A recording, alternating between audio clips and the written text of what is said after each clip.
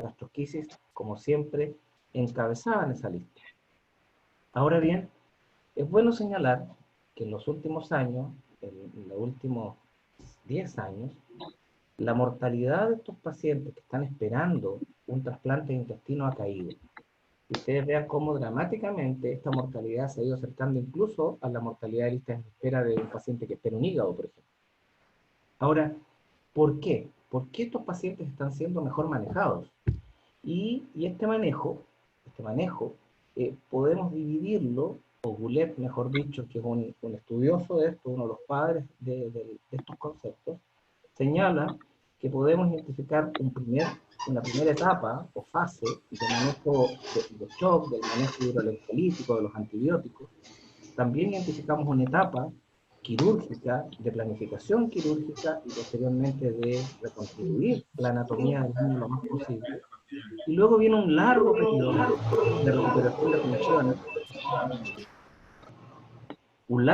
de recuperación de funciones, que lo que hemos llamado la adaptación. Todo esto no puede ir de la mano solo de un cirujano o de un nutriólogo o de un gastroenterólogo. Este proceso de adaptación va de la mano de un grupo multidisciplinario. Y nuestro rol, por supuesto, preponderante, va a estar dado por el rol que tengamos en la planificación quirúrgica, en las cirugías y en la reconstitución anatómica. Vamos a hablar entonces de lo que nosotros los cirujanos, el rol que jugamos dentro de este equipo en la prevención y el manejo del intestino corto y por supuesto de la insuficiencia intestinal. Yo diría en resumen que desde esta introducción que nosotros nos corresponde hacer un diagnóstico oportuno, hacer cirugías oportunas y adecuadas, prevenir resecciones intestinales masivas, debemos cuidar el intestino, debemos hacer resecciones cuidadosas, conservadoras, y debemos velar por, idealmente, reconstituir precozmente el tránsito intestinal. Dicho ahí en forma enfática, entre paréntesis, cerrar las ostomías idealmente en forma precoz. Y, por supuesto, debemos participar en todo el proceso de adaptación de este intestino, colaborando, planificando y haciendo cirugías de alargamiento intestinal si son necesarias. Y un rol no menos importante es sostener y mantener e instalar las vías venosas tunelizadas que harán que las alimentaciones parentelares de estos pacientes sean posibles. Entonces, sabemos que la enterocolitis es hoy la principal causa, y lo va a seguir siendo probablemente, de intestino corto. Y la pregunta es, ¿cómo disminuimos entonces la resección intestinal? Ya les dije, o sea, nosotros por nuestra acción, suelo entrar un abdomen en un recién nacido que tiene una enterocolitis, lo más probable es que comprometamos la extensión anatómica. Y además del compromiso funcional que este intestino tiene por la inflamación, vamos a enfrentar severos problemas en que este intestino sea competente. Ya decía yo, el diagnóstico oportuno, la sospecha, y hay que sospecharlo. Un paciente inestable, un paciente con distensión abdominal, un paciente con vómitos, con residuos o vómito bilioso, con residuos en la sonda nasogástrica, deposiciones con sangre, nos debe hacer plantear el diagnóstico de enterocolitis. La primera vez que alguien habla de algo parecido es el año 1823, que Charles Villard habla él de enterocolitis gangrenosa. Mizrahi, el año 65, 1965, el siglo pasado, es el primero que habla de enterocolitis propiamente tal, y el año 51, en Michigan, se describe la neumatosis intestinal. Quiero darles a entender de que esta es una enfermedad que tiene unos 60 o 70 años de caracterización, y en los últimos 40 años hemos ido logrando adelantarnos a el diagnóstico basado en aportes de médicos como Bell, que nos entrega algo genial, que es basado en elementos clínicos, establecer las bases para las decisiones terapéuticas. Y él mezcla en su clasificación elementos como la temperatura y la inestabilidad hemodinámica con la radiografía. Y tenemos una clasificación clásica de Bell que nos permite, justamente en virtud de estos elementos, ir adelantándonos al diagnóstico, y siempre, siempre va a venir algún residente, algún neonatólogo a preguntarle al cirujano: ¿qué piensas de esta radiografía?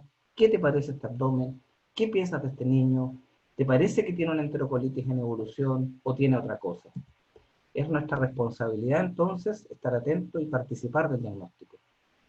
Los doctores Toloukian y Santulli en la década del 70 son los primeros que describen grandes series de tratamiento quirúrgico y de enfrentamiento quirúrgico estructurado para la resolución y el enfrentamiento terapéutico de estos niños. Pues bien, yo habitualmente cuando me corresponde hablar de un tema me gusta hablar de lo que yo hago y porque creo de que así vamos construyendo. Y como veo que hay gente mayor, al igual que uno aquí en el auditorio, espero que podamos al final compartir experiencias y va a ser provechoso para los residentes que organizan esto y ese es el objetivo. ¿Qué hago yo? ¿Qué hacemos nosotros? ¿Tratamiento médico? ¿Tratamiento quirúrgico?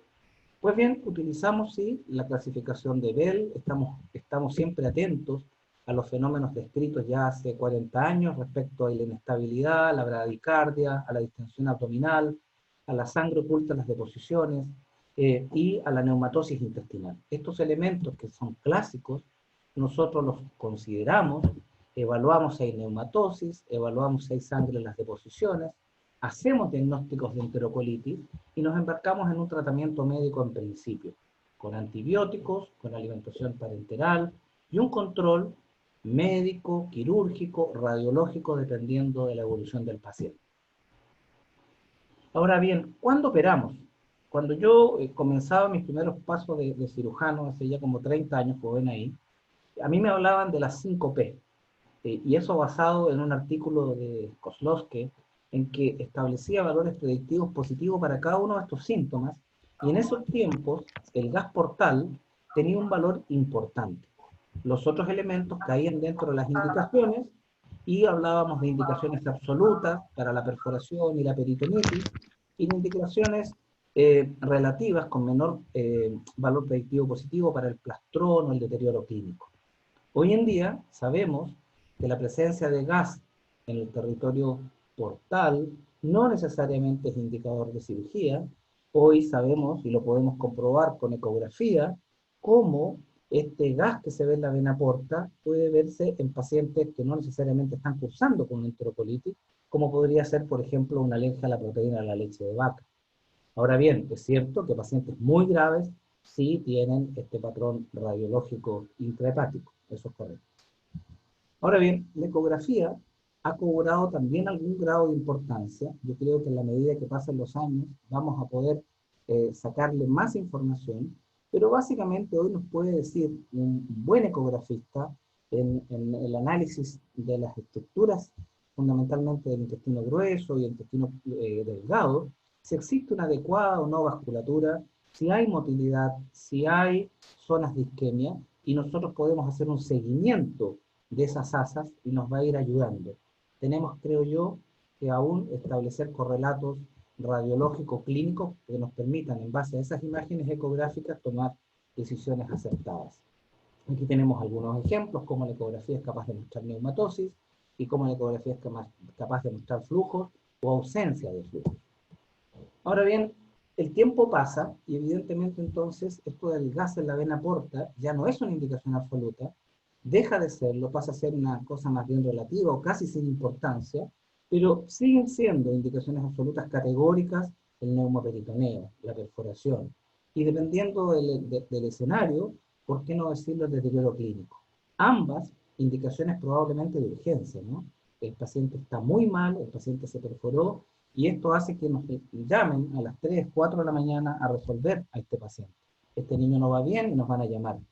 Pero aquí existe otro elemento que es el plastrón, la masa fija o el asa fija, que es una indicación quirúrgica que puede llegar a ser absoluta, pero que en términos de tiempo tiene una temporalidad distinta que el neumoperitoneo. Y eso es un elemento interesante porque creo yo que a la hora de cuidar este intestino nos permite planificar mejor la cirugía. ¿A qué me refiero? Si yo tengo que operar un plastrón apendicular, no voy a entrar a cualquier hora, no voy a entrar con cualquier anestesiólogo, no voy a entrar con cualquier ayudante.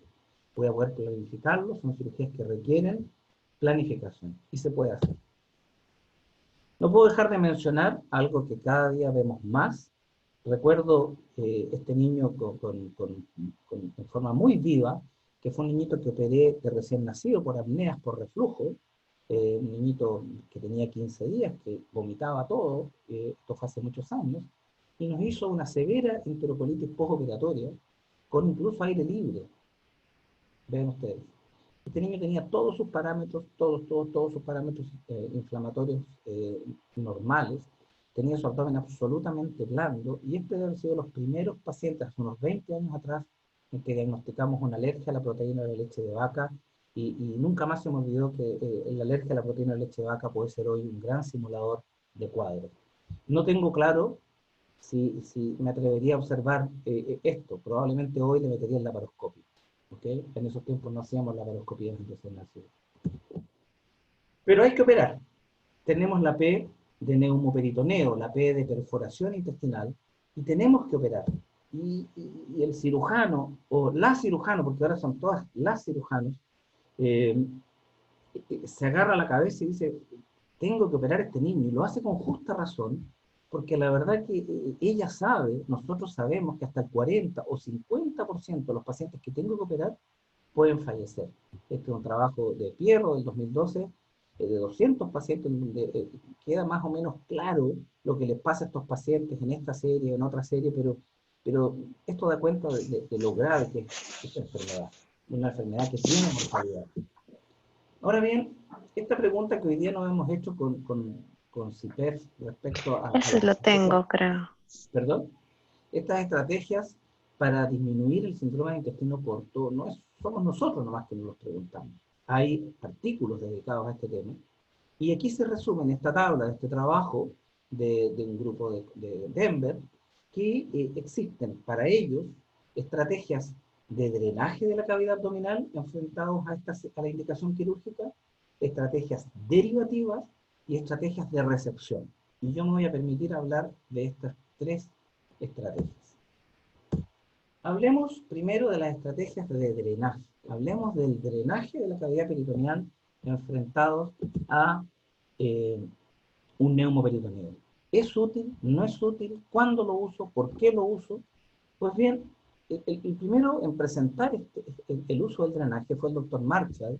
Vean ustedes, aquí abajo está señalada la cita, en Winnipeg, en Canadá, en el Congreso Canadiense de Cirujanos Pediátricos, y 2 años después, el año 77, el jefe del equipo, el doctor Hein, publica ese mismo trabajo, en donde 5 pacientes fueron tratados con un drenaje de Penrose. Es por eso que en Argentina, yo supongo que le llaman el canadiense, porque este señor era de Canadá.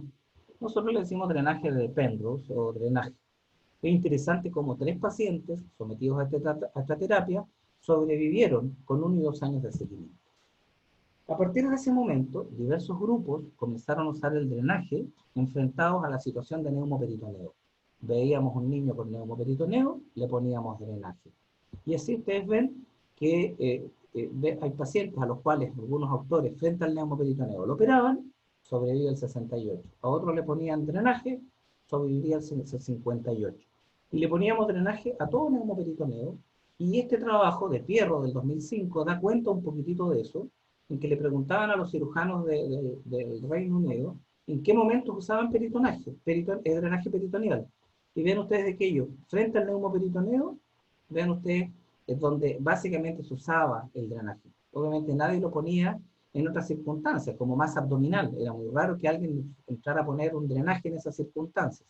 Entonces, en este trabajo, los cirujanos decían, ok, hay neumoperitoneo, que algunos lo operaban, 75, y 53 le ponían un drenaje. ¿Y qué pacientes? Básicamente pacientes de menos de 1500 gramos, en donde se concentra la mayoría de estas indicaciones de drenaje. Hagamos una pausa. No puedo seguir hablando del drenaje sin hablar antes de esta actividad que se llama perforación intestinal espontánea. Esta fue descrita por primera vez el año 91 y es una enfermedad distinta que la enterocolitis. Se trata de pacientes más pequeños, se trata de pacientes que debutan generalmente con un neumoperitoneo, no tienen habitualmente una historia previa de distensión y de neumatosis radiológica, suelen tener estos pacientes una perforación focal, única, transmural, y en cambio estos pacientes tienen livideces, compromiso multifocal, de distintos grados, las distintas capas.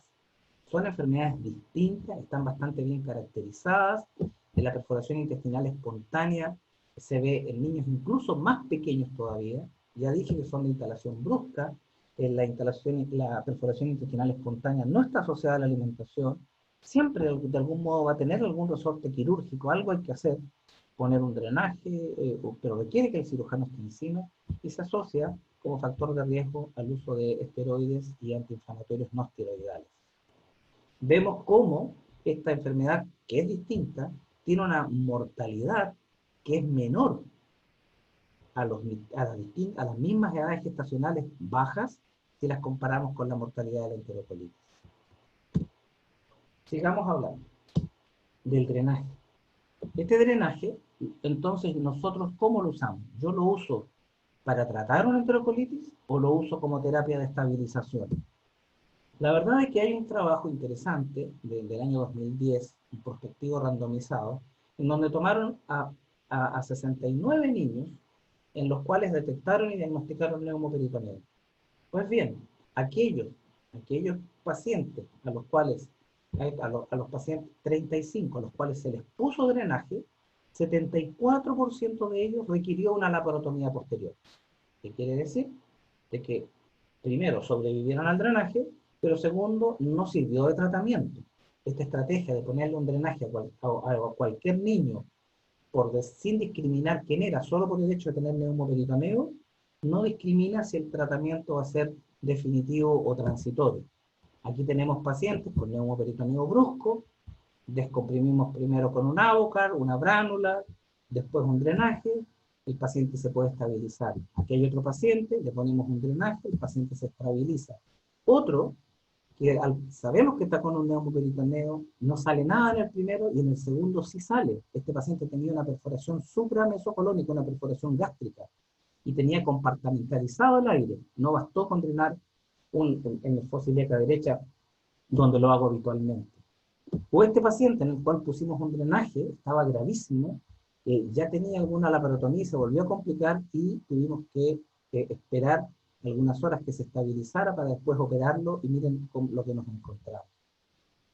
O este otro paciente en el cual ponemos un drenaje, vean ahí abajo, ponemos un drenaje y 48 horas después el drenaje sigue dando abundante contenido, el paciente necesita ser explorado y detectamos una perforación única, correcto, pero decidimos hacer en este caso una ileostomía que pues hacia abajo este niño nunca había tenido deposiciones y yo en estas circunstancias sin deposiciones distales prefiero ostomizar. A diferencia de este otro, en el cual pusimos un drenaje, tenía también una perforación única, vean, grande, esto no iba a cerrar, pero en este caso este paciente sí había tenido deposiciones ya desde hace varios días, y en este caso sí me animé a hacer una anastomosis primaria. ¿Eso qué quiere decir? Que hay pacientes en los cuales el drenaje permite usarlo para que el paciente se estabilice. O, dicho de otra manera, yo también lo uso a veces para esperar que llegue el anestesiólogo que yo quiero que anestesie ese niño. En hospitales generales de pronto hay anestesistas que no quieren, anestesiólogos que no quieren anestesiar un paciente de tan bajo peso, y la verdad que hay que entender, y yo prefiero que eso sea en condiciones lo más ideales posible y esperar 2 o 3 horas con un drenaje, con un Penrose, con un canadiense, no, a mi juicio no aumenta la gravedad, al contrario, permite estabilizar al niño. Ahora bien, en este trabajo, que es un trabajo parecido pero distinto, también se agrupan pacientes que tienen neumoperitoneo, pero aquí se diferencian aquellos en los cuales se sospecha una perforación intestinal espontánea de aquellos en los cuales se sospecha enterocolitis necrotizante. ¿Y qué es lo interesante? Lo interesante es que aquí, en aquellos pacientes en los cuales se puso un drenaje de Penrose y se estaba pensando que era una perforación intestinal espontánea, solo el 23% requirieron cirugía. Esto es súper interesante. Esto le pasó a este paciente. Vean, yo le puse un drenaje y al cabo de 4 días empezó a tener deposiciones, le saqué el drenaje y no fue necesario hacer nada más. Por lo tanto, podemos decir que si nosotros establecemos y localizamos e identificamos bien un grupo de pacientes, es posible decir que ese paciente pudiera mejorarse sin tocar su intestino, cuidando su intestino. No es fácil, no es fácil, pero yo lo he vivido y probablemente todos lo hemos vivido. Niños que salen adelante solo con un drenaje. Aquí tenemos, y como esto es de residentes, un paciente, un niñito, este video probablemente ya lo han visto algunos, pero es como yo, con un poco de anestesia local, y con muy pocos insumos, vean, y pongo el drenaje con una mosquito, como si estuviera poniendo un trocar de laparoscopía. ¿De acuerdo? De esa manera, en forma Roma, y en este caso ni siquiera había un Penrose, sino que un trocito de guante me permite de drenaje, en este caso. En otras circunstancias, cuando estoy seguro de que hay meconio libre, puedo también a través de la incisión lavar, poner solución salina, lavar con solución salina tibia, por supuesto, y puedo lavar, y vean ustedes el meconio que puedo ir sacando con estos lavados, ¿ok? Y puedo lavar no una, sino que más de una vez en espera de la evolución, si es que yo pienso que es una perforación intestinal espontánea, o en espera de la estabilización, si es que yo creo de que algunas horas más o al día siguiente voy a necesitar intervenir quirúrgicamente. Vean ustedes, este es un paciente, en el mismo recién que hacemos un lavado, y la verdad que siguió drenando contenido meconial y gas a través del drenaje, y operamos. Han tenido una perforación, vean ustedes, casi separados los extremos, esto no iba a reparar, claramente, y me animé, porque este niño tenía deposiciones, a hacer una anastomosis, y como tuve ciertas dudas, vean ustedes, incluso tuve dudas, le dejé un drenaje de testigo. Yo uso, como ya les voy a contar, laparotomías medias en mis pacientes. Otro paciente, un enterocolitis, un niñito un poquito más grande, tenía un poquito más de un mes, un niñito con síndrome de Down, y que lo que hizo fue más un colon tóxico, tenía un Hirschsprung, que fue necesario hacer una resección intestinal, quedó con ostomías, y también dejé un Penrose, en este caso de testigo. Entonces, para mí, miren, esto es interesante. Aquí, este es un niñito que dejamos drenajes de Penrose, y presentó, estando bien, comenzó a tener deposiciones y tuvo una obstrucción intestinal. Y claro, no movilizamos los drenajes a tiempo. Y ahí aprendí que estos drenajes pueden producir también complicaciones, reacción a cuerpo extraño, y vean lo que produjo este Penrose. Ninguna de nuestras acciones es inocua, eso es lo que yo quiero decir. Y hoy en día los drenajes los movilizo precozmente, y en general ya al cuarto día ya los tengo fuera. En resumen, a propósito del drenaje, en nuestro equipo, yo en particular, utilizo el drenaje como diagnóstico para estabilizar los pacientes en espera de una cirugía definitiva, también como tratamiento definitivo cuando la evolución así lo dice, esperando una cirugía, y también para monitorear una eventual perforación. ¿Hay alguna pregunta hasta aquí? Sí, Jorge, hay una pregunta de Janina Listelo que pregunta, en la sospecha de enterocolitis necrotizante, ¿cada cuánto haces control radiológico? Va a depender de la evolución del paciente. En general, en la práctica, voy a responder, en la práctica suele ser entre cada 8 y cada 12 horas. Eso es en la práctica. Pero en la teoría, a uno le dicen que a cada 4 o cada 6. Va dependiendo de cada niño. ¿Okay? Pero en la práctica yo me atrevería a decir que es cada 8 o cada 12 horas. Sobre todo al comienzo. Pero después lo voy alejando. Bien, después Alberto Torres comenta esa pregunta diciendo depende de la clínica, cada 4 o 6 horas, lo que dijiste vos recién. Y Vanessa Reiris pregunta, ¿hay una edad o peso límite inferior para hacer una laparotomía en una NEC perforada? No, no hay una edad o peso límite inferior.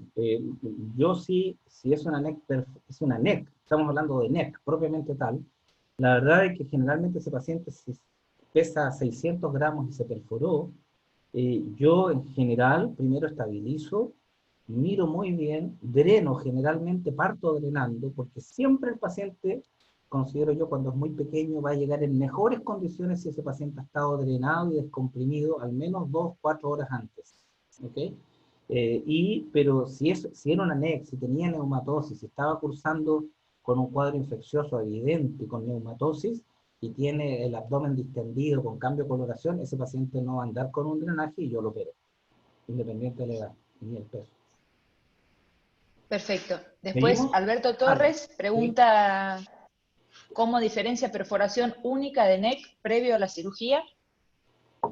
Básicamente son los antecedentes previos, el peso, y el de la perforación intestinal espontánea es un típico paciente de 800 gramos que se está alimentando, que no tiene neumatosis, y que de pronto el residente de neonatología te llama y te dice: Jorge, tengo un niño que bruscamente se distendió, me está requiriendo oxígeno, estaba bien, se estaba alimentando, y le estoy pidiendo una radiografía, ven a verlo. Entonces ese paciente tú le dices, oye, ¿le diste prostaglandina? Sí, le dicen, hace 48 horas. Esa es una perforación intestinal espontánea, hasta no demostrar lo contrario. ¿Okay?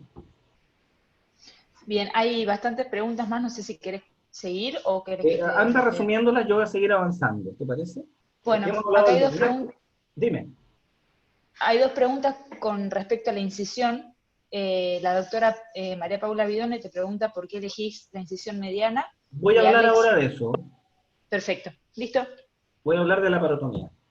Bueno, voy a hablar de la parotomía. Y al hablar de la parotomía, tengo que hablar de todas las cosas que puedo hacer a través de la incisión, que están enunciadas ahí. Resecciones de intestino, clip and drop, laparostomía contenida, ostomías, anastomosis, etc. Hablemos de la laparotomía. Me decía, ¿por qué hago yo incisiones medias? Bueno, porque aprendí haciendo incisiones transversas, y después con la cirugía laparoscópica me fui acostumbrando a entrar por el ombligo y hacía siempre una incisión longitudinal en cirugía laparoscópica. Y después, a propósito de algunos colegas que sí hacían hace ya años laparotomías medias, me animé a prolongar cuando era necesario mi incisión laparoscópica hacia arriba o hacia abajo. Y después nuevamente volví a la incisión casi periumbilical, como son estas que ya les voy a ir mostrando. Es cierto, y estoy convencido, que la incisión transversa ofrece el mejor abordaje en términos milimétricos y de centímetros. Pero a mí nadie me puede convencer que una buena laparotomía media no entrega similares condiciones de visualización y de trabajo como lo haría una transversa. La laparotomía media me ofrece la posibilidad de volver a entrar varias veces, y mientras más reducida, como les voy a mostrar, tanto mejor. Déjenme avanzar. Miren, aquí, vean, yo entro con una incisión media y soy muy cuidadoso en la disección inicial. Si no entra mi dedo, este es un hilito pequeño de 800 gramos, introduzco el aspirador y suavemente lo primero que hago es liberar las estructuras de la pared con mucha suavidad. Eso idealmente. Cuando uno mete el dedo violentamente y hay adherencias que suelen establecerse hacia la pared, uno desgarra, le quita el peritoneo, descerosa el intestino, lo rompe, lo desvasculariza y sacrifica segmentos preciosos del largo intestinal. ¿Okay? O sea, esto hay que ser muy cuidadoso, muy gentil con los tejidos. En la extracción, vean, yo también utilizo esta estrategia, como que exprimo el intestino suave, más que ir a buscarlo con pinzas. Si se exterioriza, fantástico. Y si no, trato de ir con alguna pinza también muy gentil a retirar el intestino. Y lo mismo ocurre en la introducción del intestino. Trato de hacerlo con mucho cuidadito, con pinzas gruesas. Trato de no usar las de Beckett, que son muy finas, o las Hudson. Uso pinzas gruesas y anchas, como en este caso que estamos haciendo en ileostomía. Vean ustedes cómo esta laparotomía transversa me permite trabajar, perdón, longitudinal media, me permite trabajar cómodamente, explorar completamente el intestino, hacer resecciones intestinales, anastomosis, con, vean ustedes, un resultado cosmético muy satisfactorio. Pero no quiero hablar solo de resultados cosméticos. Aquí hay un impacto, a mi juicio, muy potente. Si este paciente se me complica, si este paciente tiene algún problema, yo puedo, con toda facilidad, la próxima vez entrar con una laparotomía media, en donde voy a encontrar menos adherencias, y parto hacia abajo.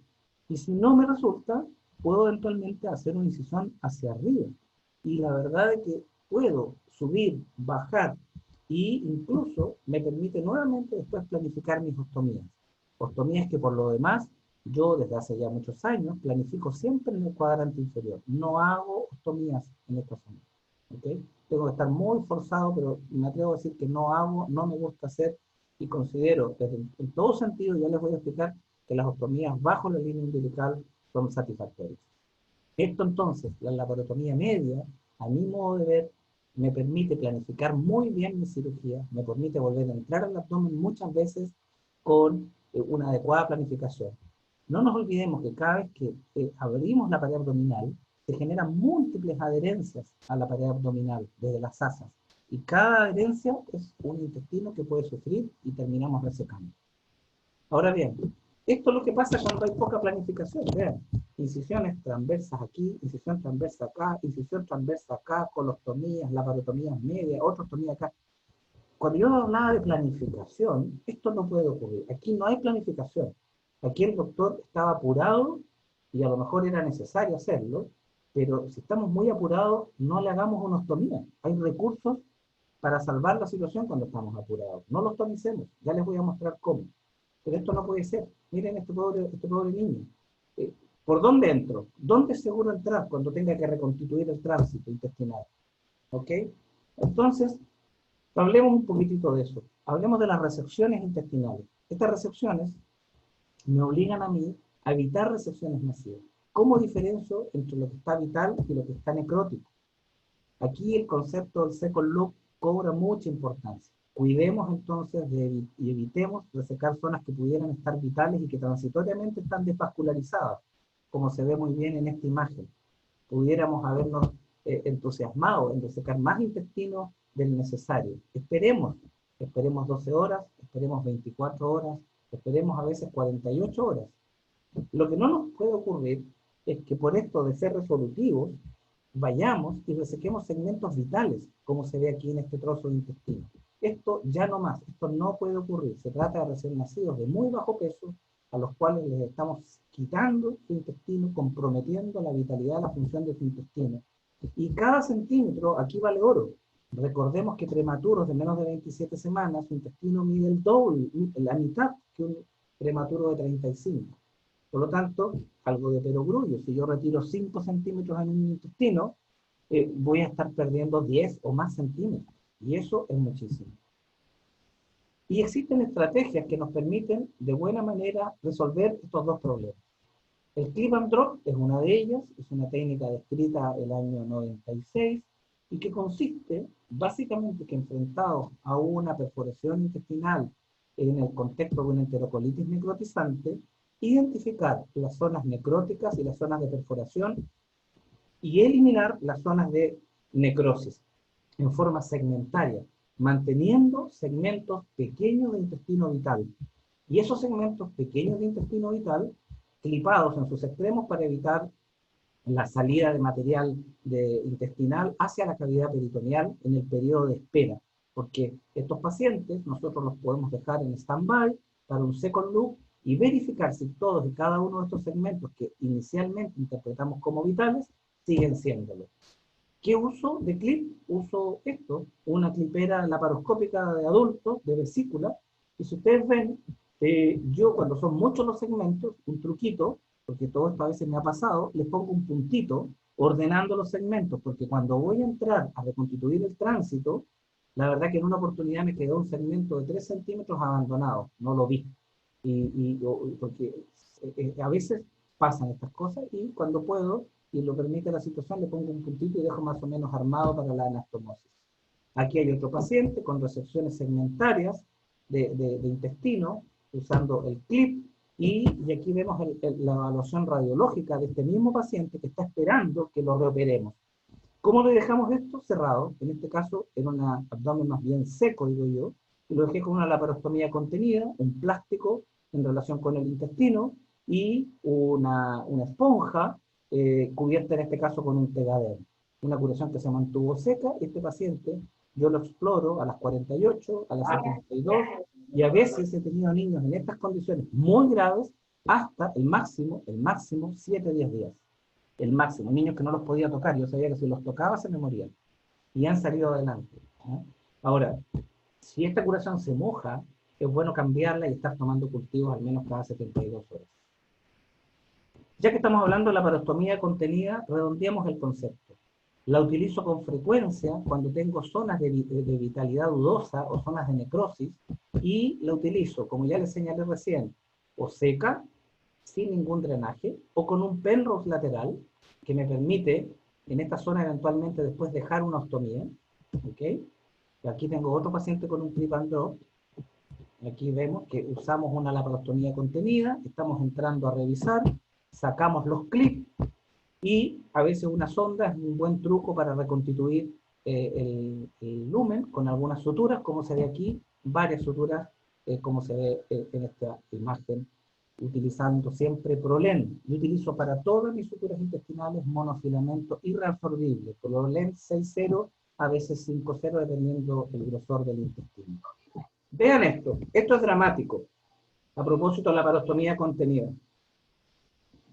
Vean esto.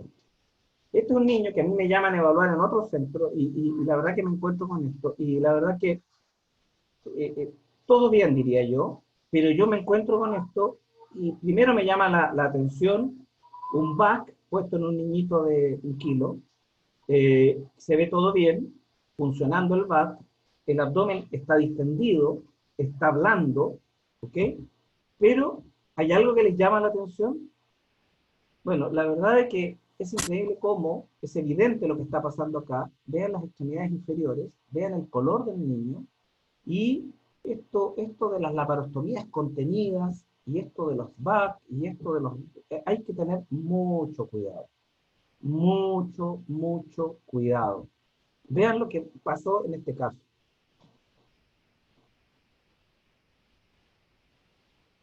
¿Se ve bien? Vean lo que pasó. Sí, se ve perfecto. Muy bien.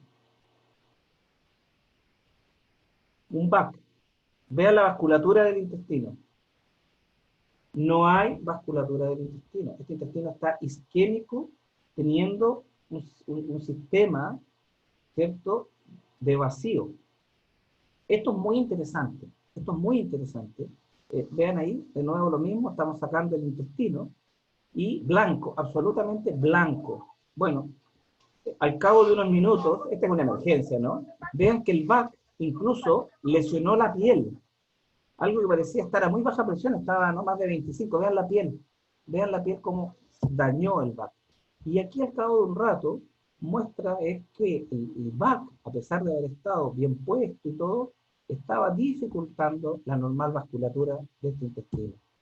Esto está estudiado, ha sido estudiado en modelos de cerdos, pero en niños y en adultos, y la verdad que si bien en adultos y en niños y en algunos modelos se sabe de que en definitiva el intestino no se necrosa, hay evidencia suficiente en trabajos experimentales para decir que sí se producen trastornos vasculares y microvasculares en la pared intestinal.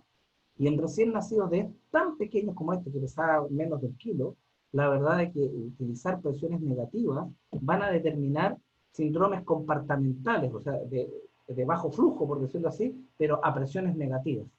Es un fenómeno bien interesante.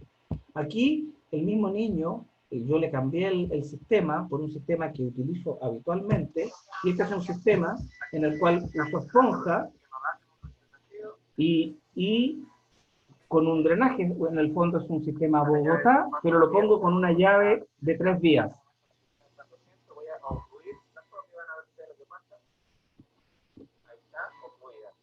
Vean, una llave de 3 vías, vean, y eso balancea, y ahí está abierto y permite aspirar suavemente. Si en algún momento la presión intraabdominal sube, vean, el sistema abre y evita aumentos de presión. La presión nunca va a estar más allá de 20, que es la presión atmosférica, ¿no? Se descomprime en forma automática. Y este paciente lamentablemente falleció a las horas. Obviamente, imagínense ustedes el compromiso isquémico, la acidosis, etc. Aquí era para comentar que muchos de estos procedimientos los hacemos en la unidad de neonatología, y voy a ir ya terminando con algunos otros conceptos. Las ostomías. Existen diversas ostomías. Yo uso fundamentalmente las que están aquí arriba, ostomías únicas con segmento proximal cerrado, o distal cerrado, perdón, segmento distal cerrado, doble ostomía única con un verdadero Hartmann, y la verdad que no tengo experiencia en Santul ni Bishop, no lo hago. Ahora bien, existe un concepto que está acuñado ya hace muchos años relativo a las yeyunostomías defuncionalizadoras. ¿Qué quiere decir? Este trabajo mostró ya hace varios años que suturas en el yeyuno o en el intestino pueden ser protegidas por una yeyunostomía proximal y a las 3 semanas puede ser cerrada. Yo no tengo experiencia, como dije, en Santul y Bishop. Las ostomías dan dolores de cabeza, las ostomías producen problemas, se invaginan, se prolapsan, se cierran, etcétera, etcétera, etcétera. Dan problemas. Vean ustedes cómo se prolapsan. Pero a veces dan problemas que nosotros mismos nos provocamos. Explíquenme ustedes cómo, si a mí me llega este paciente, puedo planificar mi cierre de estas ostomías. O sea, voy a tener que abrir acá y comunicar esto con esto. Esto es falta de planificación. Esto, imagínense lo que significa para este intestino que a lo mejor está funcionando y que tiene tránsito comprobado. ¿Cómo voy a lesionar ese intestino cada vez que tengo que abrir aquí y comunicar esto con esto? Es ridículo. Si esto lo deberíamos haber dejado aquí al ladito, o escondido o incluso asomado, para que sea más fácil todavía anastomosar. O esto otro, vean, esto lo hice yo, ¿eh? A mí me enseñaron a hacer esto y uno repite.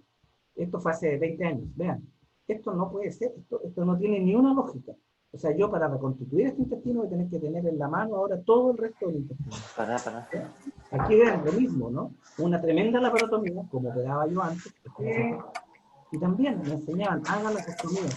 Lo que decía el doctor Peña, el que yo decía que se las ostomías, porque, no sé, nunca entendí bien ahora, no menos. Pero así lo hacíamos, así lo hice por muchos años. Entonces, el conflicto y la planificación debe ser resuelta en el momento en que estamos operando al paciente. Yo utilizo, ya dije, suturas de Prolen, de monofilamento, y trato de planificar. Aquí, algún tiempo, hice ostomías en el ombligo, me aburrieron, quedan feas, el ombligo se pierde, así que en algunas circunstancias muy especiales, utilizo el espacio subumbilical para dejar una ostomía única, como en este paciente que dejé un segmento de colon abandonado.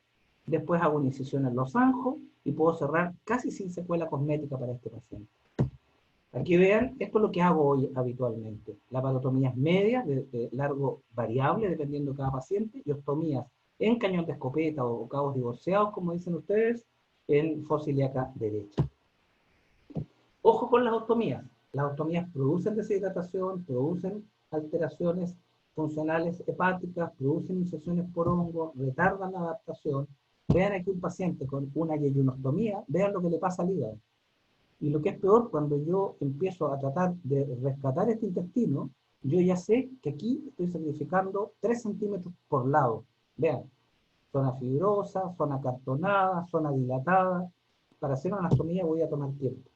Y es por eso que aquí este caballero, el doctor Bianchi, está apuntando en una conferencia su idea de hacer estas ostomías intubadas, poner una sonda, una Mascot o otra sonda que permita manejar los flujos, extraer el débito proximal e introducirlo, como aparece en este buen esquema del mismo, de puño y letra, hacia el cabo distal. De esta manera, uno logra un doble objetivo: rescatar el flujo proximal y conseguir que este segmento proximal se dilate con miras a una eventual cirugía de alargamiento intestinal. Aquí, más de lo mismo, imágenes de una presentación del doctor Bianchi con estas ostomías intubadas. Ahora bien, y yo que me pregunto siempre las cosas, me digo, ¿y si son distales las ostomías? ¿Por qué tienen que ser proximales? ¿Por qué? Y la verdad es que, bajo la lógica de que si una buena sutura permite que el flujo intestinal vaya hacia adelante, empecé a hacer hace ya unos 10 años ostomías distales a mis anastomías. Y he acumulado una experiencia interesante al respecto, en el cual después de 2 anastomosis, 3 o 4, logro, dejando una ileostomía, continuidad en el flujo. Tengo algunos recaudos, y uno de los recaudos que uso sondas retrógradas, como se ve aquí abajo en la imagen, que entran a través de la ostomía, y las empiezo a movilizar a partir de las 48 horas, en general al 5º día ya las saco. Estoy hablando de intestinos cortos, ¿no? Generalmente 40 centímetros, 50 no más que eso, y rápidamente tenemos flujo intestinal a través del ostomía. Acá hay un paciente en que está con su ostomía a través de la boca ostómica, que en este caso también está puesta bajo el ombligo, y vean ustedes cómo está con una sonda desde la boca y otra desde la zona de la ostomía.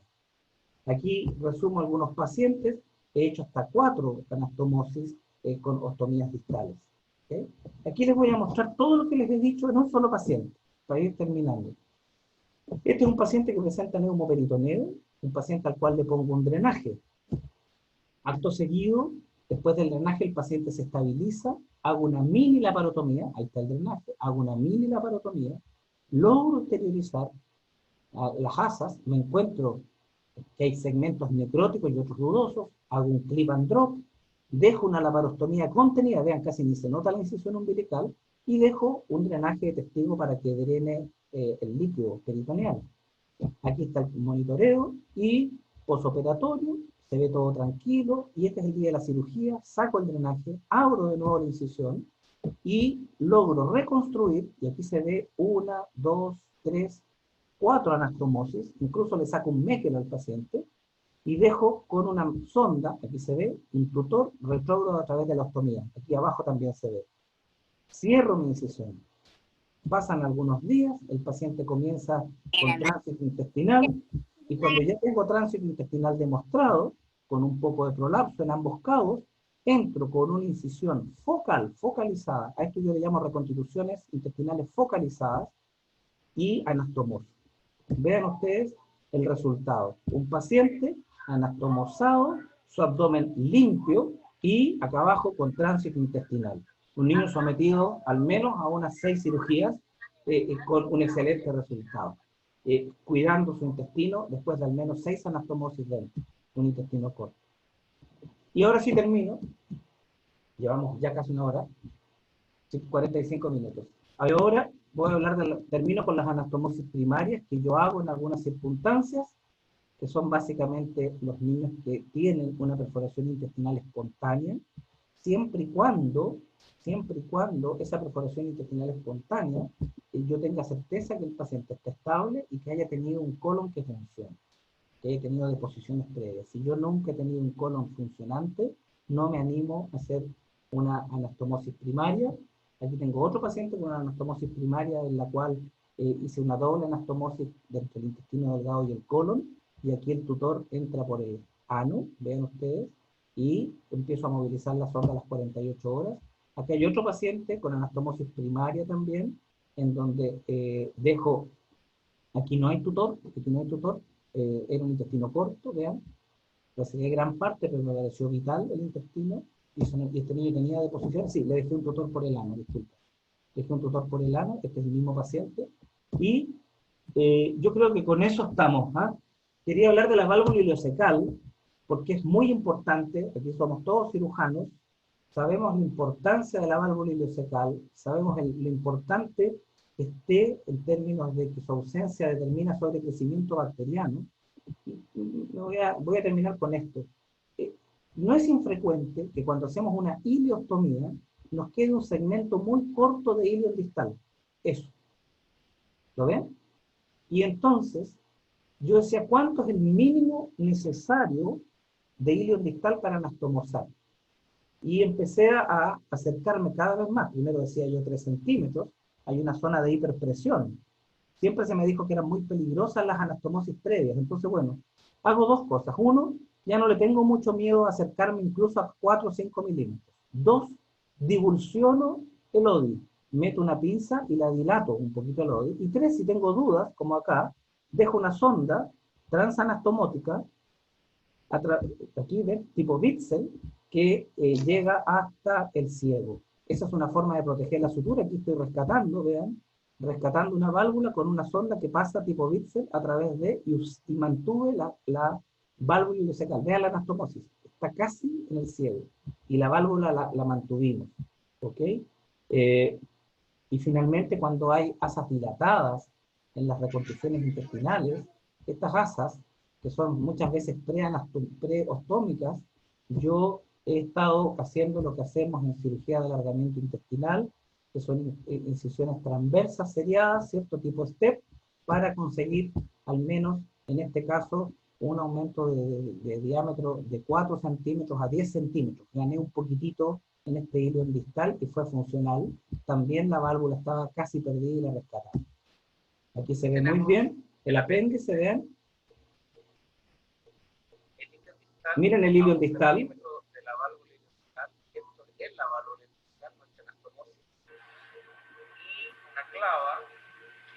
Era una clava pleanastomótica, ¿ven?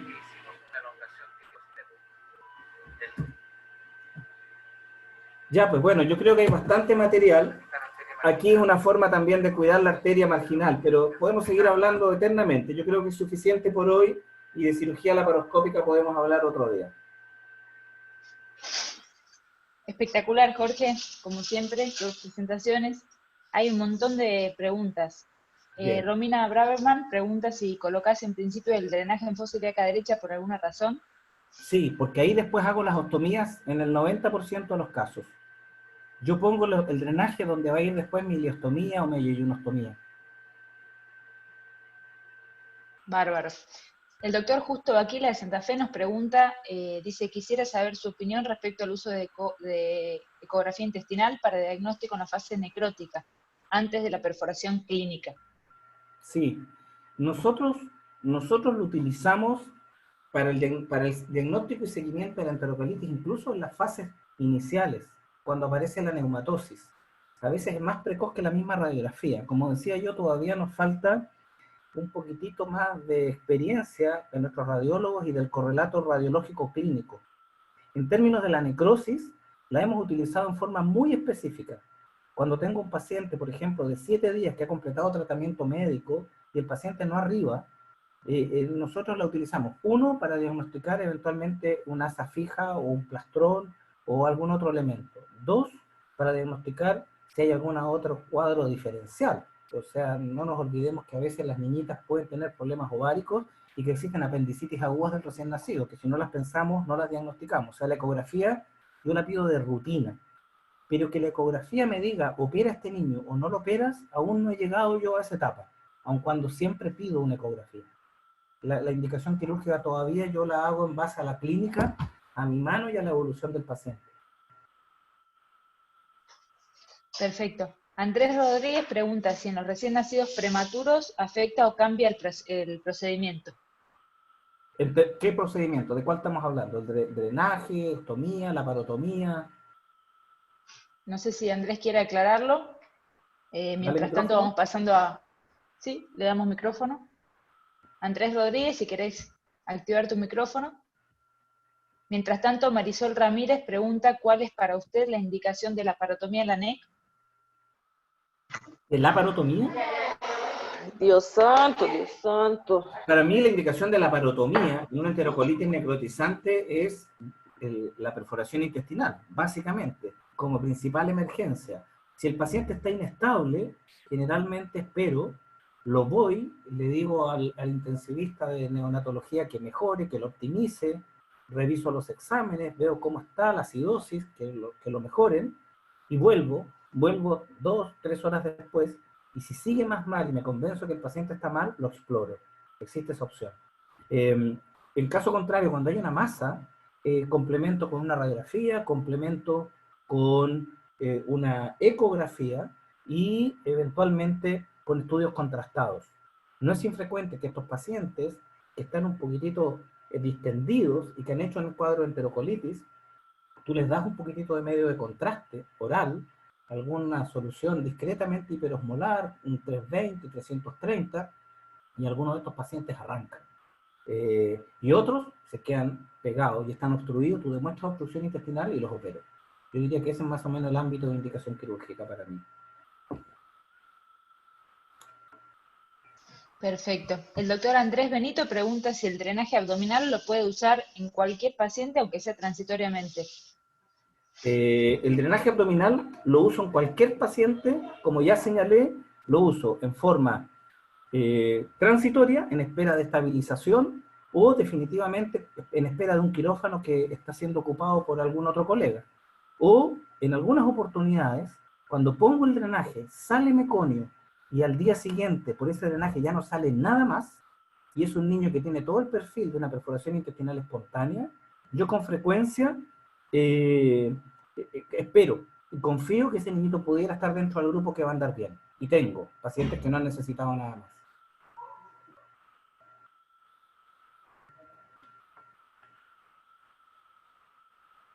¿Algo más?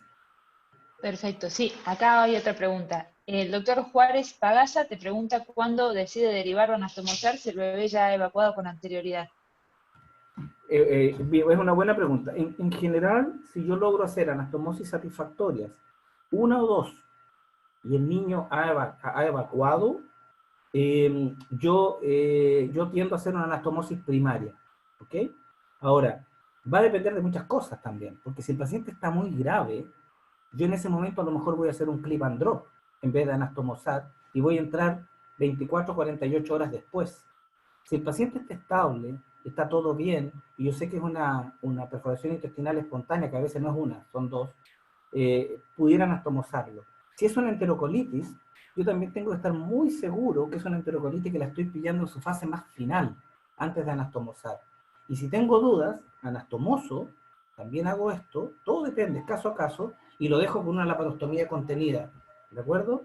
Y con esa laparostomía contenida entro y lo reviso en, un tiempo, en 24, 48, 72 horas. ¿Alguna otra Perfecto. pregunta? Sí, hay un montón. Si Dale. están con tiempo, seguimos. Te cuento, Jorgito, que en un momento tuvimos 400 participantes escuchándote, así que un placer. Denise Perfecto. Sempertegui nos pregunta si usan biomarcadores para ayudarse en el diagnóstico de la NEC. Biomarcadores, como cuáles, por ejemplo, usamos los exámenes habituales nomás, pero no... ¿A qué se referirán? Ahora le pedimos que nos aclare en el chat o que habilite su micrófono. La doctora Samantha Badie, de La Plata, nos pregunta si a todos los pacientes que coloca el drenaje canadiense le realiza el lavado. Depende, si no me sale nada, los lavo, sí, porque es una verdadera paracentesis. Ya les decía yo que lo uso como diagnóstico. Hay veces en que tampoco tú sabes lo que está pasando con ese niño. A veces es un día sábado, no tienes ecografista, estás en un hospital público, y a mí me sirve como elemento hacer un poquitito de anestesia y lavar y ver qué viene. Ahora, en general he ido aprendiendo de que es una buena cosa hacer el lavado. Cada vez lo hago más, eso es cierto. Sí. Antes lo hacía menos, lo hacía más en situaciones más excepcionales. Hoy en día, cuando parto para instalarlo, siempre tengo una sonda 8, que me permite hacer el lavado y solución salina tibia. Sí. Yo diría que hoy lo hago en todos. Bien, Marisol Ramírez nos pregunta si deja un drenaje por red perforada y el paciente está inestable, ¿cuánto tiempo dejarlo con el drenaje? Ya, con el Penrose o el canadiense. Claro, mira, depende. Si el drenaje está dando y el paciente se empieza a mejorar, y se mejora, y se mejora, y se mejora, y se mejora, 72 horas, pero si tú le pones el drenaje y a las 8 horas, a las 6 horas el paciente está igual, y tú ves que viene por aquí y salen unas burbujitas de aire al lado del drenaje, ese niño yo lo opero. Lo opero a las 6 horas o a las 8. Apenas me doy cuenta de que no evolucionó bien. Muy parecido Bien. a lo que hago con algunos pacientes a los cuales profeso, les puse el drenaje, el Penrose, sabiendo que en 4 horas más lo opero, en espera de un buen quirófano o de un buen anestesiólogo. Gracias, La doctor. doctora, la doctora Vanessa Reyes pregunta, cuando uno se encuentra con una necrosis intestinal total, ¿qué se hace? Si haces una resección en la primera instancia o haces un second look, y cuando entras en la segunda cirugía, cuando te encontrás con esta necrosis, también, ¿qué haces? Bueno, a ver, generalmente un second look. Ustedes vieron lo que hice en ese niñito en que había una necrosis total. La verdad que siempre hago un second look y dejo una laparostomía contenida lo más relajada posible y darle la oportunidad que ese paciente mejore. Cada caso es distinto, va a depender de nuevo de las condiciones. Si yo al abrir el abdomen me encuentro con una necrosis masiva, obviamente en ese instante intento que se recupere el intestino. Si no, lo reingreso a la cavidad, dejo una laparostomía contenida y evalúo a las 8, a las 12 o a las 24 horas. Ahora bien, distinto es si yo entro y me encuentro de verdad material que se me deshace en las manos. Eso yo prefiero, si es que el paciente lo permite, desfocarlo rápidamente, cortar, y la verdad que yo lo que les mostré tan elegantemente como un clip and drop, en alguna oportunidad no lo he hecho. He cortado, sacado, ¿de acuerdo? Y lavado y cerrado. 15 minutos. No hay clip, no hay tiempo para nada, cierro, dejo la parostomía y que el paciente mejore un poco. con el intestino abierto. La verdad que más sucio de lo que ya estaba no va a estar. Ingreso después ya, ojalá en forma más electiva. Pero básicamente siempre hay alguna opción de que algo de intestino recupere. Va a depender también si el compromiso vascular es a expensas, como suele ser, de la mesentérica superior, si hay algún componente de la cólica media o de la pendiculocólica que irriga un poquito hacia proximal el ilion. Entonces hay variantes. Va a depender de cuánto está irrigado por arriba el yeyuno proximal, y sumando podemos llegar a tener 10 centímetros por arriba, 4 centímetros por abajo, más un pedacito entre medio que quedó vascularizado, y ya tenemos 20 centímetros. Y algo podemos hacer con eso. ¿Dónde estoy yo? Dos preguntitas con respecto a los segmentos intestinales. Uno pregunta cuando dejas segmentos cortitos y los vacías, y te preguntan también por qué utilizas prolene para la sutura. Sí. Mira, sí, si tengo tiempo, porque todo depende, ¿no? A veces tengo tiempo, voy y los lavo. Sí, les lavo antes de poner el clip, con solución fisiológica tibia, es correcto. ¿Ok? Agarro con una mosquito el extremo de una de las asas, la dejo caer en algún receptáculo, y por el otro lado lavo con una jeringa y cae. Lavo 2 o 3 veces y después pongo los clips, es correcto, lo hago. ¿Ok? ¿Cuál era la otra pregunta?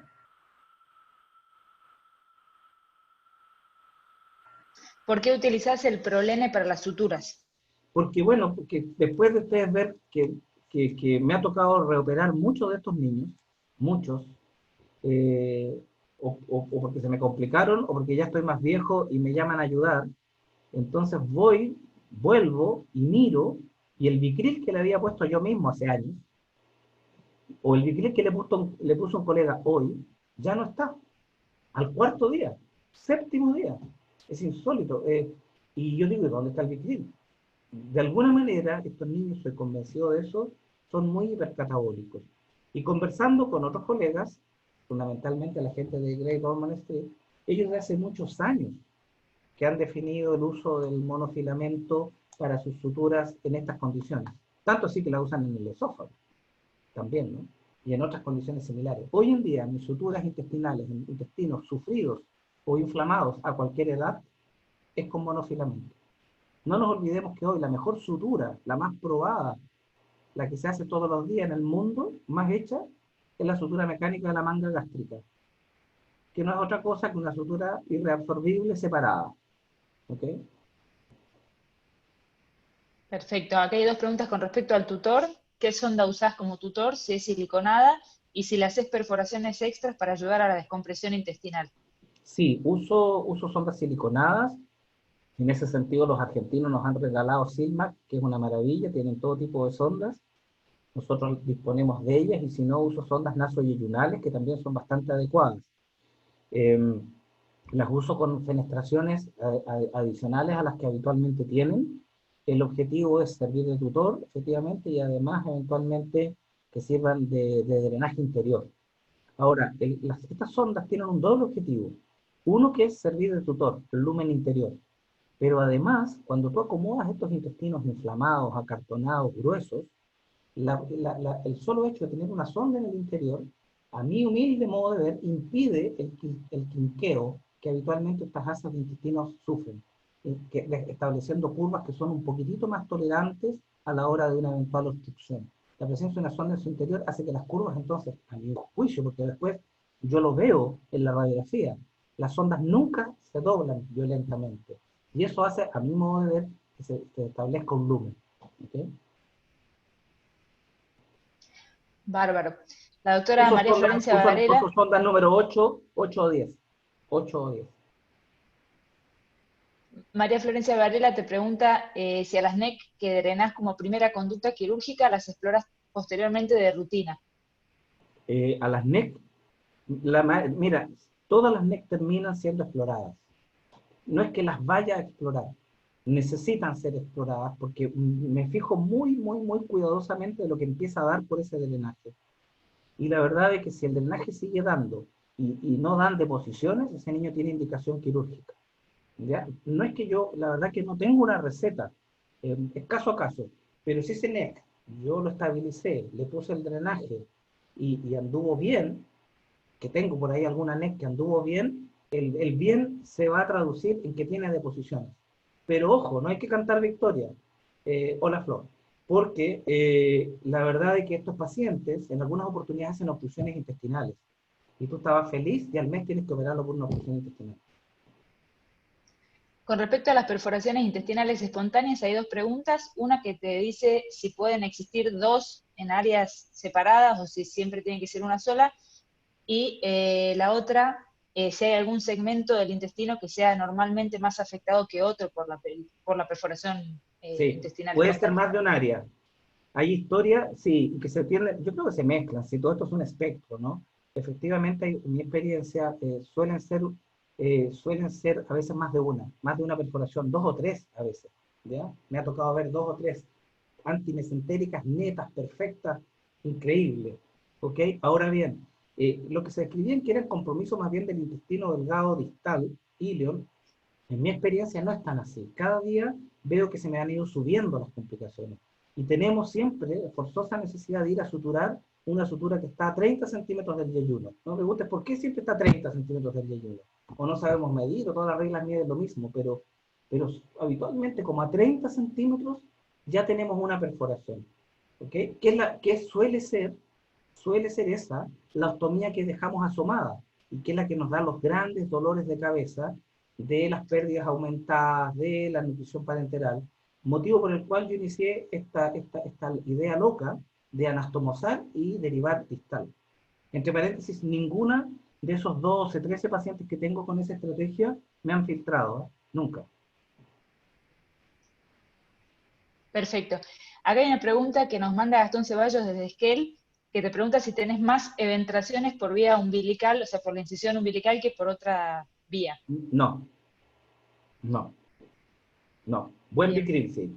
Buen bicril, puntos firmes, anchos, seguros. Me tomo tiempo en Lo- cerrar mi laparotomía. No, no es una cosa, no se la dejo a nadie. y con No la respecto a hacen la incisión, residentes. con respecto a la incisión, también te preguntan si con esa incisión tenés dificultad para evaluar los ángulos colónicos. Sí, mira, es lo que venía después, pero sí, tengo dificultad y es por eso que yo uso en muchos de estos casos en forma complementaria la cirugía laparoscópica. Yo hoy uso la cirugía laparoscópica en la enterocolitis del recién nacido en tres escenarios. Uno, el escenario en el cual tengo una enterocolitis, yo entro, yo lo sé, y voy, y lo único que veo son los ángulos colónicos. Veo colon ascendente, que es cortito, ángulo esplénico, transverso, perdón, ángulo hepático, transverso, ángulo esplénico y un poquito al descendente. El resto lo veo todo desde mi laparotomía. ¿Ok? Entonces yo meto mi laparoscopía y no hago nada más. No voy a revisar el intestino delgado, eso lo voy a revisar afuera. Primer escenario. Segundo escenario, uso la laparoscopía en aquellas circunstancias en las cuales voy a entrar en forma electiva. Hay una asa fija, una obstrucción intestinal que dice relación con el cuadro del momento, digamos, y finalmente uso la laparoscopía para el manejo de las estenosis postenterocolitis. Pero sí, ahora bien, esto es porque yo uso una laparotomía casi umbilical. Si quiero ver los ángulos plénico y hepático del colon, hago una laparotomía un poco más grande y los veo sin ningún problema. Eso sí. Trato de no ser. El doctor Amadeo Zanotti nos pregunta si utiliza medición plasmática de endotoxina gram negativa en caso de sospecha de NEC.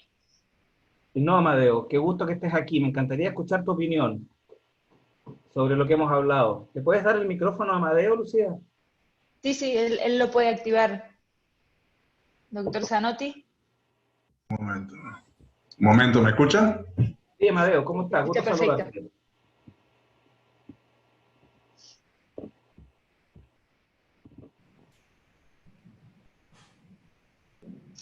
Ahora no se lo escucha, doctor Zanotti. Active el micrófono. Ahora Se sí. digo, ok. Bueno, no, sobre todo en el diagnóstico precoz es fundamental para preservar intestinos.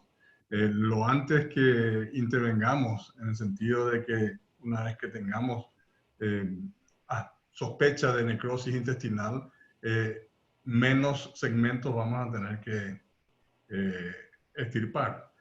También me ha tocado la oportunidad de hacer varias anastomosis, hasta 7, en un paciente, y que está bien, se sobrevivió, y me tomé la locura de cerrarlo en forma primaria, sin ostomía, ni distal ni proximal. Lo que hice fue ordeñar todo el intestino hacia el estómago, separando cada segmento que estaba viable, lo limpiaba, y lo que quedó proximal hasta el estómago, hice un ordeñamiento del intestino hasta el estómago, vaciando por la sonda nasogástrica. Y así se quedó. Al tercer día empezó a tener deposiciones, sorprendentemente, porque no lo esperaba. Pero evolucionó así, o sea que hasta eso se puede hacer en enterocolitis. Me Mira, pareció excelente. gracias, amigo. Bien, Gracias. la pregunta de la medición de endotoxinas es porque, partiendo de la base de que la lesión mucosa permite filtración de bacterias gram negativas al torrente sanguíneo, liberación de endotoxinas, y ese es el inicio de todo lo que se viene después de la hipoxia o del evento que desarrolla la enterocolitis. Pienso de que si logramos medir las endotoxinas seguidamente y vemos un aumento progresivo en varios días, tenemos que diagnosticar mucho más temprano y no esperar a que aparezca la neumatosis, el sangrado y todas las cosas, ¿no? Porque ya significa de que si hay endotoxinas en plasma, no pueden venir de otro lado que no sea el intestino. Ya, Y pues, el gracias. intestino está lesionado. Gracias, Amadeo. Nosotros no lo tenemos implementado. Lucía, veo por ahí, ya que están en casa, veo por ahí conectado a Pablo Lobos, a Fernando Heinen, gente con mucha experiencia, claramente mucho más que yo. No sé qué más está por ahí, hay mucha gente, pero me gustaría que opinaran, que hablaran, porque la Por idea es que los supuesto, residentes se nutran de la experiencia, ¿no? Y si hay alguien más que quiere exacto. hablar, que peine canas, encantado. Pablo, Doctor Fernando, Lobos, doctor Heinen. Hola, ¿cómo están? Voy a hola. aprender. ¿Cómo están? Hola, Jorge. No, Hola, bien, Pablo. la verdad que estaba escuchando, no quería hablar porque estaba escuchando y aprendiendo. Se ha generado una discusión muy, muy interesante. Yo te agradezco la charla porque si todos aplicamos muchos de tus principios, los que trabajamos en el trabajo, y, y eso siempre es importante, sobre todo para los pacientes. Eh, la verdad es que yo creo que es difícil eh, dar una charla como esta porque la población de pacientes que has abarcado es muy heterogénea y, y tú tienes mucha experiencia y que creo que es muy importante a la hora de tomar decisiones en este tipo de pacientes. Eh, a medida que nos vamos poniendo más grandes y, por ejemplo, yo me acuerdo de que lo veo a Tuti, que operé algunas de mis primeras enterocolitis con él, uno a medida que se pone más grande se pone más conservador y más cuidadoso y está buenísimo que uno pueda transmitir eso a la gente más joven. El único mensaje que yo quiero transmitir es que ninguno de estos pacientes, aún los más graves, deben ser dados por perdidos, porque hoy en día tenemos incluso la posibilidad en la mayoría de los países de Latinoamérica que estos pacientes, aún aquellos que tienen muy poquito intestino residual, puedan sobrevivir gracias a la mejora de la nutrición parenteral y la aparición de la parenteral domiciliaria. Así que eso es lo único que quiero decir. Ojalá que no tengamos pacientes con intestino corto, pero si los tenemos, que no bajen los brazos y que no dejen morir a los pacientes nada más que porque se quedaron sin intestino. Gracias, Pablo. Fernando, Gracias, doctor Lobos. Heinen, ¿estás por ahí? También está en la audiencia el doctor Molina, que es de nuestro Dale. hospital, experto en intestino corto. No sé si quiere tomar la palabra. ¿Quién está ahí? ¿Está Fernando hablando o el doctor Molina? Lucía, ábreles el micrófono a ambos. Ellos pueden abrirlo. Doctor Heinen, Abran el ustedes. micrófono. Hola. Ahí está. Hola, Hola. Fernando, Ahí está. gusto verte. Hola, igualmente, no te veo, pero bueno, no, muy linda tu charla. Lo que más me gustó es que está toda basada en una experiencia muy amplia, propia y con mucha documentación fotográfica. Yo siempre le dije a los residentes que tuvieron ocasión de trabajar conmigo, desde el primer día de su vida quirúrgica, debían entrar al quirófano con una máquina fotográfica. Hoy en día, obviamente, con los teléfonos y los videos se soluciona mucho más fácil, pero me acuerdo inclusive hace muchos años que había poca gente que utilizaba la máquina fotográfica por rutina.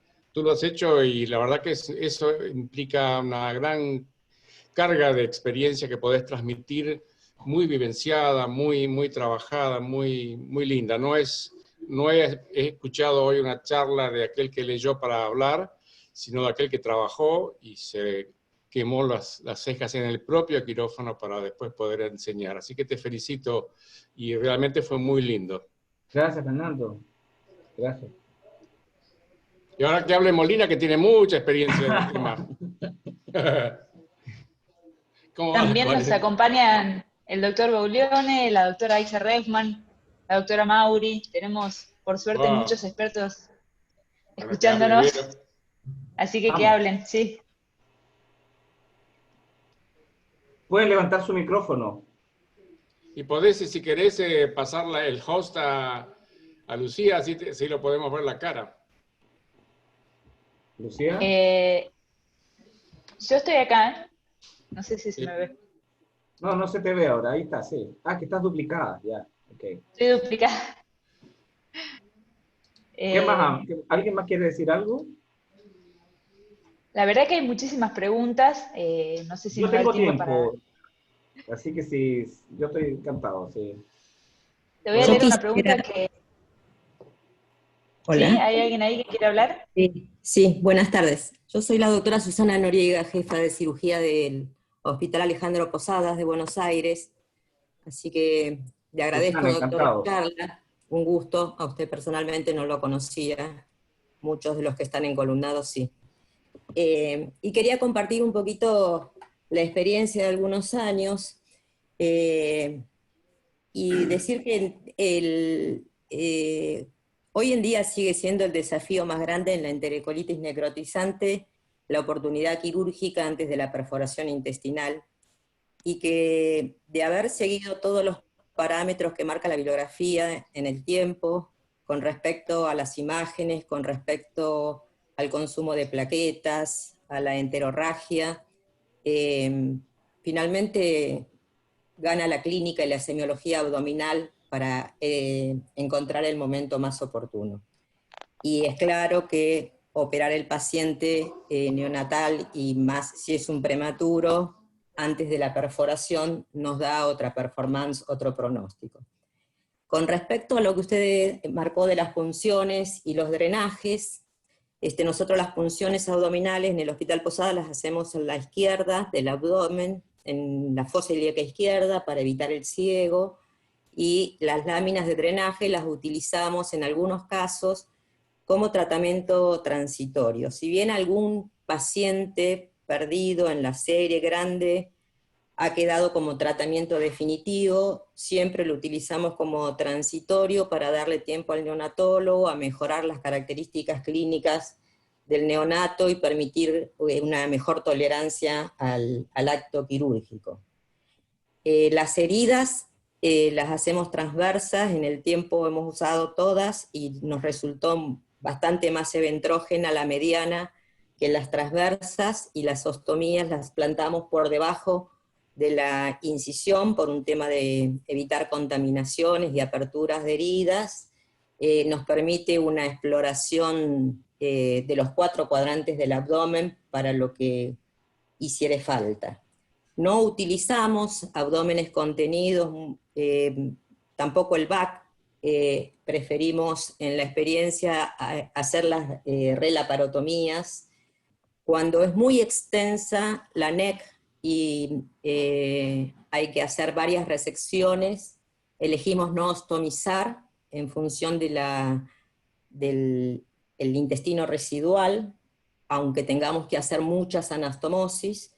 Sí lavamos mucho, sí drenamos bien, pero hacemos todas las anastomosis necesarias. El paciente que más anastomosis hemos tenido que hacer fueron 9 anastomosis, y eventualmente hemos tenido que reoperar algunas veces una complicación o de alguna filtración o de alguna estenosis, pero evitamos la pérdida del segmento de lo que implica la ostomía y la posterior liberación de la ostomía en la retransitación del paciente. En cuanto a las derivaciones tipo Santulli o Bishop-Coop, las utilizamos a ambas, básicamente cuando la ostomía que hay que implantar es muy alta, y entonces queremos permitir un flujo hacia distal. En muy pocos casos, más la hemos tenido que utilizar tal vez en compromisos intestinales, pero que van de la mano de otra patología, como es la gastrosquisis complejas, con atresias e intestinos que terminan quedando cortos, o grandes catástrofes abdominales, pero ha resultado de utilidad en algunos pacientes en donde las lesiones para descomprimir el abdomen implican una ostomía muy alta y lograr un pasaje hacia distal que permita la recuperación nutricional del paciente. Y después creo que anoté por acá que coincido totalmente, bueno, con Pablo, estamos encaminados en distintos grupos, pero que compartimos en sí salvar estos intestinos a ultranza, la mejoría de la complejidad en la atención neonatal en general ha permitido llegar a estos pacientes a etapas en donde antes no llegaban porque se morían mucho antes, y hoy tenemos pacientes en tratamiento con 30 centímetros de intestino y colon sin válvula, 50 centímetros de intestino, 70 centímetros de intestino, y algunos de ellos ya tienen años de vida, algunos con alguna ostomía todavía. Sí tratamos de retransitar, ni bien el paciente lo permita, que por suerte, como es una patología de base inflamatoria infecciosa, no nos trae los problemas que trae la dismotilidad intestinal, que arrastra así las malformaciones como las gastrosquisis, que tienen un colon que es muy hipofuncionante, y entonces generalmente el tránsito es muy lento, y estos pacientes, cuando uno los retransita, funcionan muchas veces mal, haciendo que uno haga retransitaciones y tenga que a veces retroceder y volver a las ostomías. En el caso de las NEC, dándoles el tiempo de enfriamiento del proceso inflamatorio infeccioso, las reconstrucciones de tránsito intestinales en general son mucho más favorables. Nada más. Muchas gracias, doctora Susana Noriega. Ahí está el doctor Arturo Molina. Si quiere decir unas palabritas, ya que contamos con su presencia. ¿Qué tal? Buenas noches. Tanta gente que uno no ve hace tanto tiempo. Yo, como dijo alguien recién, escuché, porque no vi quién era, perdón, ¿no? Pero no tenía la imagen. Alguien dijo, nos vamos poniendo grandes y nos vamos dando cuenta de ciertas cosas. Vamos siendo cada vez más cuidadosos, ¿no? Entonces digo, lo que ocurre dentro del quirófano con el paciente de la enteritis necrotizante, que suele ser un paciente grave, claramente es lo que el que está en el momento de la cirugía puede evaluar ciertas cosas y ciertas cosas no. A veces los pacientes no dan tiempo para tanto, ¿no? Eso por un lado. Y por otro lado, tomando un poco lo que decía la doctora que hablaba recién, dice, la cantidad de anastomosis que uno debe hacer, esto también es una cuestión de, uno cree por ahí, en su justa medida. Creo que es en su justa medida como se deben hacer estas cosas, ¿no? Hay pacientes que el exceso de anastomosis por por preservar unos pocos centímetros de intestino le generan más problemática en el futuro que beneficios. ¿No? Esto por un lado, y no sé si todas las veces, hay pacientes que uno sabe que debe hacer ciertas resecciones para evitar que se muera, pero hay otros pacientes que si uno hace más resecciones y más anastomosis de lo que debe, probablemente esas anastomosis traigan bastantes dificultades en el futuro, ¿no? Cuando uno tiene una cierta cantidad de intestino y preservar esa buena calidad, a veces creo que uno tiene que elegir entre la buena calidad y la cantidad de intestino que deja dentro de ese abdomen, porque la siguiente cirugía puede ser una cirugía de gran dificultad, porque no sabemos por qué, ¿no? Pero sí que pueden tener muchísimas adherencias y demás cosas con intervenciones no tan grandes. Y cuando uno ya tiene, nosotros en general en el Hospital Ludovica lo que recibimos, está bien, recibimos pacientes propios nuestros operados, pacientes de la neo nuestra, pero recibimos muchos pacientes que vienen de otros lugares y hay tantos pacientes que podrían haber recibido mucho menos intervención, por lo tanto con mucho menos consecuencia, y tomo de nuevo lo que dijo, no sé, creo que fue Pablo Lobos, a medida que va pasando el tiempo uno se vuelve más cauteloso, ¿no? Todos tenemos una anécdota de algún día. Ahora, hace poquito tuvimos un paciente que había sido una malformación anorrectal leve, que terminó en una fístula intestinal muy compleja y que todavía está en proceso de recuperación muchos días después de la cirugía de reconstrucción del tránsito. Y por supuesto la preservación de los vasos en esos pacientes es fundamental. Así que, bueno, me alegro mucho que el tema de intestino corto, con el que crecimos y fuimos envejeciendo a través de más de 2 décadas, un tema que esté siendo tomado por todos y cada vez más, y por suerte los neonatólogos consiguen, y la gente que hace nutrición parenteral y los que hacen parenteral en domicilio, que pueden prolongar la vida de estos pacientes con buena calidad, por suerte están cada día, parece, a medida que pasan los años, cada vez más entusiastas con esto. Ya no existe esa soledad y ese desierto que había hace 15 años. Así que bueno, saludos a todos y muchas gracias por tomar el tema. Bien. Nacho, ¿me puedes devolver el video que me tienes bloqueado? Sí, ahí ya te di, Jorge. Tendrás que poder... Bien. Ahí estás. Ahí estás. Bueno, Lucía, yo creo que ya estamos abusando ya de todo el mundo. Para mí ha sido un privilegio, un placer acompañarte, acompañarlos. Qué gusto ver tantas caras conocidas, tantos amigos. Y estoy seguro que nos vamos a volver a encontrar. No tengo duda de eso, en algún CIPESUR o en algún otro congreso. Así es, Jorge. Encantado. El privilegio es nuestro de haberte podido escuchar y bueno, y de haber podido escuchar a todos estos expertos que se reunieron en esta charla.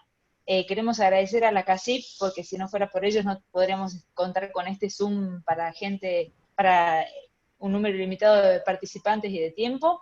Los esperamos en nuestra siguiente charla el miércoles que viene, y muchísimas gracias a todos por haber participado. Te quiero decir que hay gente que te está sugiriendo que tenés que escribir un libro, Jorge, con todas tus anécdotas. Bueno, oye, Sos muchas gracias. El ídolo de varios. Me anima a compartir esto y bueno, me encantaría de que si alguien tiene observaciones particulares, alguno de mis comentarios me los hicieran saber. Si hay algo de lo que dije, que son muchas cosas que uno va convenciéndose, la idea, y yo me atrevo a veces a mostrar estas cosas, es justamente para que alguien salga y me diga, Jorge, estás rotundamente equivocado. Espero que sea así, porque si no, y esa es la idea, ¿no? Y yo los desafío a que prueben las cosas que les estoy diciendo que de verdad, basado en varios pacientes, van bien, ¿ok? Estén abiertos, yo creo que ese es el truco. Mucho gusto, Lucía, gracias a todos, cuídense. Gracias a vos, Jorge, excelente presentación y bueno, muchos agradecimientos acá en el chat. Cuídense todos, nos vemos pronto. Gracias a todos, saludos, Chao. hasta luego. Chao, chao. Gracias.